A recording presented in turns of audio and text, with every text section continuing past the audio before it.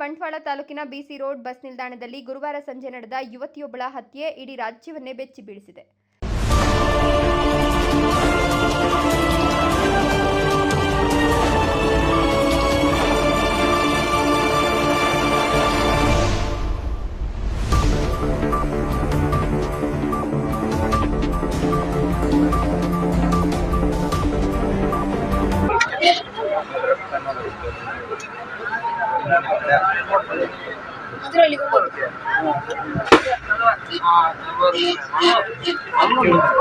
ಕಕ್ಕೆಪದವು ನಿವಾಸಿ 21 ವರ್ಷದ ಲಾವಣ್ಯ ಕೊಲೆಯಾದ ಯುವತಿ. ತನ್ನ ಪ್ರೀತಿಯನ್ನು ಒಪ್ಪಿಕೊಳ್ಳಿಲ್ಲ ಅನ್ನೋ ಕ್ಷುಲ್ಲಕ ಕಾರಣಕ್ಕೆ ಆರೋಪಿ ಈ ಹೇಯ ಕೃತ್ಯ ಎಸಗಿದ್ದು, ಮಂಗಳೂರು ಹೊರವಲಯದ ವಾಮಂಚೂರು ಪಚ್ಚನಾಡಿ ಬಳಿ ಪೊಲೀಸರು ಆತನನ್ನ ವಶಕ್ಕೆ ಪಡೆದಿದ್ದಾರೆ.